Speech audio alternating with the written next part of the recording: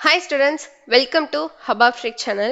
Last video நம்ம time, speed and distance ஓட basics பத்தி பார்த்திருப்போம். அதுல questions கேட்டிருந்தா எப்படி approach பண்றது, அதுக்குரிய formulas என்ன அப்படின்றத last videoல பார்த்திருப்போம். இந்த வீடியோல நம்ம மீத இருக்கக்கூடிய ரெண்டு type of questionும் அதை எப்படி நம்ம approach பண்றது அப்படின்றத பார்க்கலாம். வாங்க வீடியோக்குள்ள போலாம். இப்போ நம்ம பார்க்க போறது என்ன பார்த்தீங்கன்னா type 7. டைப் 7ல கொஸ்டின்ஸ் எப்படி கேட்டிருப்பாங்கன்னா ஆவரேஜ் ஸ்பீடை பற்றி கேட்டிருப்பாங்க. அதாவது ஒரு கார் இருக்குன்னு வச்சுக்கோங்க. அந்த கார் வந்துட்டு ஒரு ஒரு டிஸ்டன்ஸை இந்த ஸ்பீடில் கடக்குது. ஓகேவா? போகிறப்ப இந்த டிஸ்டன்ஸ் ஓகேவா, போகிறதுக்கு ஒரு 60 கிலோமீட்டர் இருக்கும்னு வச்சுக்கோங்க. அது போகிறதுக்கு ஒரு ஸ்பீடில் போகுது. வர்றப்ப அதே டிஸ்டன்ஸை கவர் பண்ணுறதுக்கு இன்னொரு ஸ்பீடில் வருது. அப்போ அதோட ஆவரேஜ் ஸ்பீட் என்ன அப்படின்றது தான் கொஷினில் கேட்டிருப்பாங்க. அப்ப அதை எப்படி நம்ம கண்டுபிடிக்கிறது அப்படின்றத நம்ம ஒரு எக்ஸாம்பிள் வச்சு பார்ப்போம். A car goes to a city 60 kilometer away at 30 kilometer per hour and returns at 60 kilometer per hour. Find its average speed அப்படின்னு கேட்டிருக்காங்க. ஃபர்ஸ்ட் கொஸ்டின் அண்டர்ஸ்டாண்ட் பண்ணிக்கோங்க. இப்போ நம்மளுக்கு வந்து ஒரு கார் இருக்கு. ஓகேவா? ஒரு கார் இருக்கு.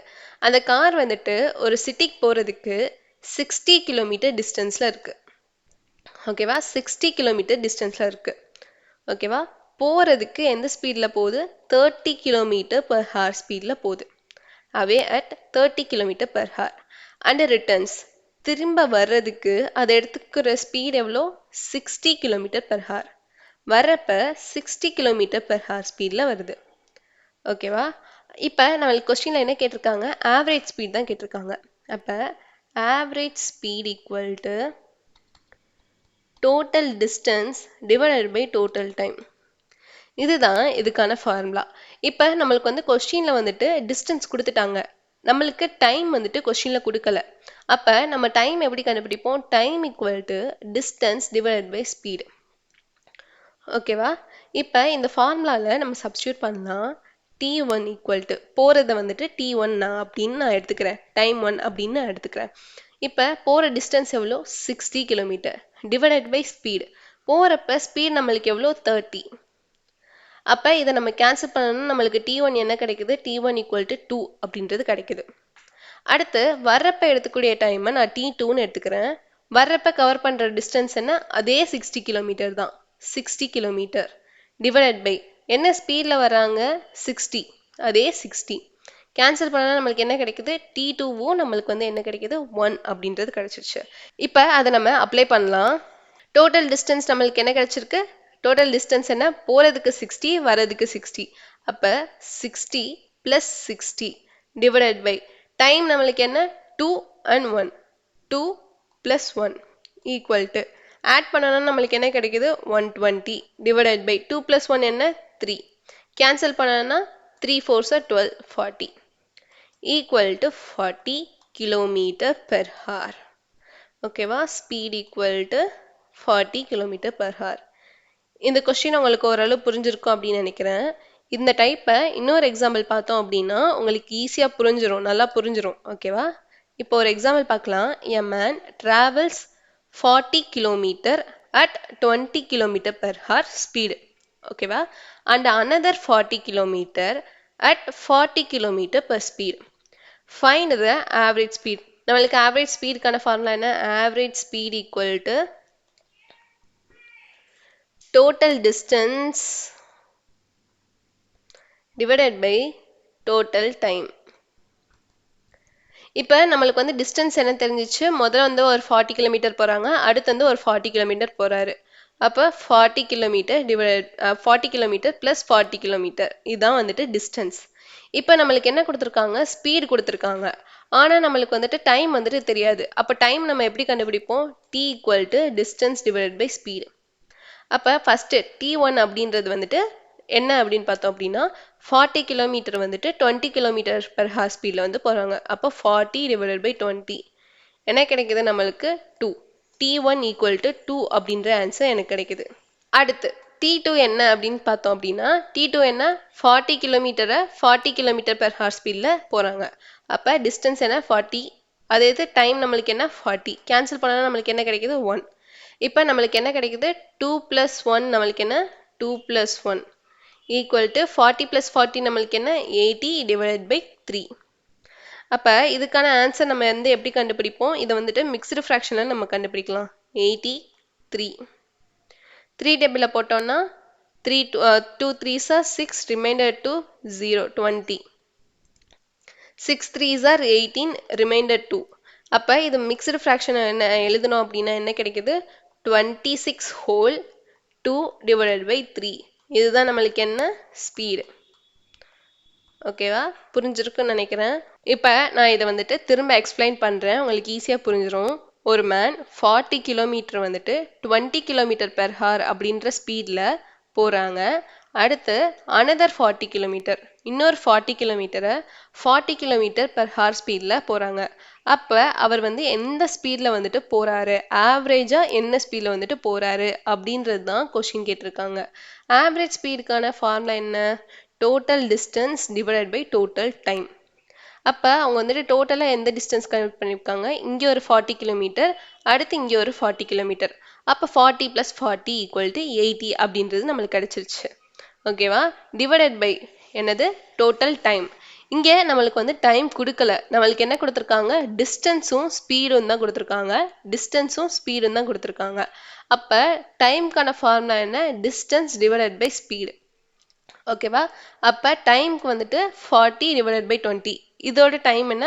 40 divided by 20ன்னு போட்டு 2 அப்படின்ற ஆன்சர் கிடச்சிருச்சு.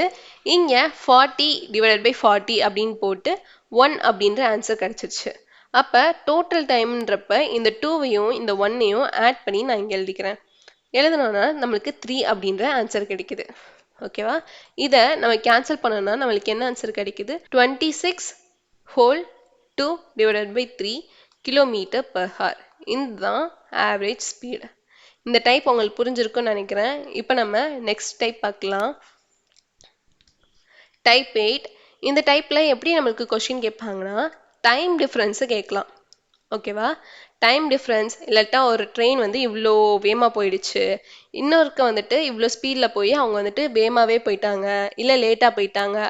அப்போ அதோட டைம் டிஃப்ரென்ஸ் என்ன அப்படின்றத கொஸ்டினில் கேட்பாங்க. இதை நான் கொஸ்டினை வச்சு எக்ஸ்பிளைன் பண்ணுறேன், ஈஸியாக உங்களுக்கு புரியும். எக்ஸாம்பிள் பாருங்க. Train travels 60 kilometer at 30 km/h speed. ஓகேவா? ஒரு ட்ரெயின் 60 கிலோமீட்டர் வந்துட்டு 30 km/h அப்படின்ற ஸ்பீடில் போயிட்டுருக்கு. And 60 km/h. Find the difference அப்படின்னு சொல்லியிருக்காங்க. ஒரு ட்ரெயின் 60 கிலோமீட்டர் வந்துட்டு 30 km ஸ்பீட்லேயும் போகுது, 60 km ஸ்பீட்லேயும் போகுது. அதோட டைம் டிஃப்ரென்ஸ் தான் என்ன அப்படின்னு கேட்டிருக்காங்க. அப்போது நம்மளுக்கு வந்துட்டு டைம்க்கான ஃபார்முலா என்ன? Time equal to distance divided by speed. ஓகேவா? இப்போ நம்ம T1 பார்க்கலாம். T1 வந்து என்ன சொல்கிறாங்க? 60 கிலோமீட்டர். 60 டிஸ்டன்ஸ் வந்துட்டு 60. என்ன ஸ்பீடில் போகுது? 30 ஸ்பீடில் போகுது. 30 கேன்சல் பண்ணோம்னா நம்மளுக்கு என்ன கிடைக்குது? T1 ஈக்குவல் டு 2 அப்படின்றது கிடைக்குது. அடுத்து T2 பார்த்தேன்னா எந்த டிஸ்டன்ஸ்? அதே 60 கிலோமீட்டர் தான். 60 கிலோமீட்டர் டிவைடட் பை ஸ்பீட் நம்மளுக்கு என்ன?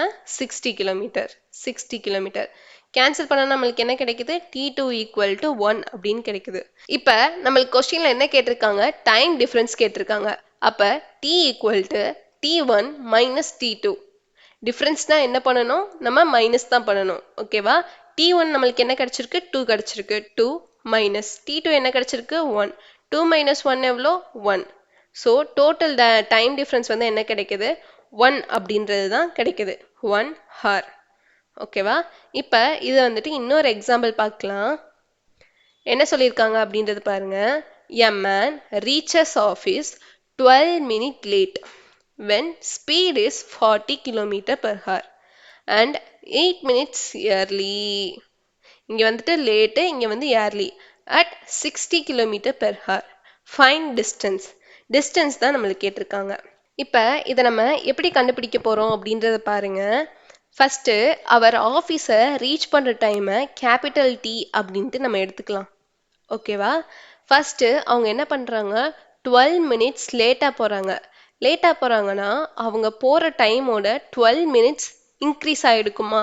அப்போ 12 மினிட்ஸ் இன்க்ரீஸ் ஆகுது. எப்படி இன்க்ரீஸ் ஆகுது? 1 ஹவருக்கு 12 மினிட்ஸ் இன்க்ரீஸ் ஆகுது.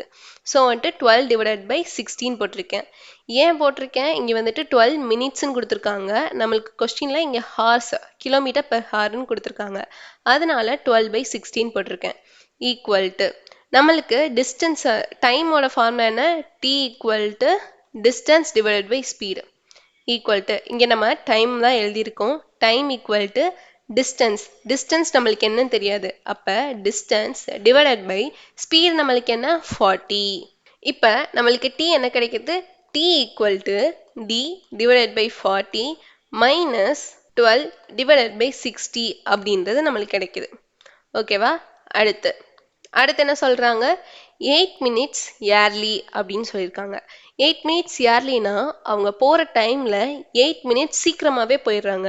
அப்போ இவர் வந்து டி டைமில் போகிறாங்க அப்படின்னா அதில் 8 மினிட்ஸ் ஏர்லியாகவே போயிடுறாங்க. இப்போ இந்த 8 மினிட்ஸ் வந்துட்டு ஹாரா மாற்றணும்னா என்ன பண்ணுவோம்? டிவைடட் பை 60 டிவைட் பண்ணுவோம். Equal to time equal to என்ன formula? Distance divided by speed. Distance வந்து நம்மளுக்கு தெரியாது, டி டிவைடட் பை ஸ்பீட் நம்மளுக்கு என்ன? 60. அப்போ T equal to D divided by 60 plus 8 divided by 60 அப்படின்ற வேல்யூ நம்மளுக்கு கிடைச்சிருச்சு. இப்போ நம்ம என்ன பண்ண போறோம்னா இந்த ரெண்டு ஈக்குவேஷனையுமே ஈக்குவல் டு பண்ண போறோம். என்ன பண்ண போறோம்? ஈக்குவல் பண்ண போறோம். d divided by 40 minus 12 divided by 60 equal to d divided by 60 plus 8 divided by 60. இப்போ நம்ம என்ன பண்ண போறோம்னா இந்த d வேல்யூவை இங்கிட்டு கொண்டு வந்துட்டு இந்த 12 இங்கிட்டு கொண்டு வர போறோம்.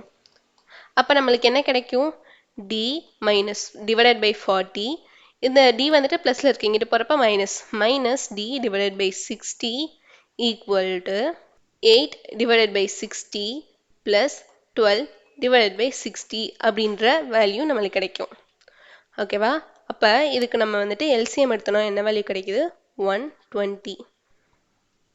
120 எல்சிஎம்னா இங்கே வந்துட்டு 3d minus 2d equal to இதுக்கு நம்மளுக்கு எல்சிஎம் என்ன? 60 தான். 60 மேலே வந்துட்டு 8 + 12 நம்மளுக்கு என்ன? 20. இப்போ இது ஈஸியாக கேன்சல் பண்ணோம்னா இது என்னது? 3, இது வந்துட்டு 1. இதை கேன்சல் பண்ணோம்னா 1 3 is 3, 4 3s are 12, 40 அப்படின்னு கிடைக்கும். அப்போ 3d மைனஸ் 2d நம்மளுக்கு என்ன? d ஈக்குவல் டு இந்த 40 வந்துட்டு என்ன ஆயிடுது? மேலே போயிடுது, 40. அப்போ டிஸ்டன்ஸ் ஈக்குவல் டு 40 கிலோமீட்டர். ஓகேவா? இந்த கொஸ்டின் உங்களுக்கு புரிஞ்சிருக்கும் அப்படின்னு நினைக்கிறேன். இதோட டைம், ஸ்பீட் அண்ட் டிஸ்டன்ஸோட கான்செப்ட் முடியுது. நெக்ஸ்ட் வீடியோவில் நம்ம என்ன டாபிக் பார்க்கலாம் அப்படின்றத கமெண்ட் சொல்லுங்க.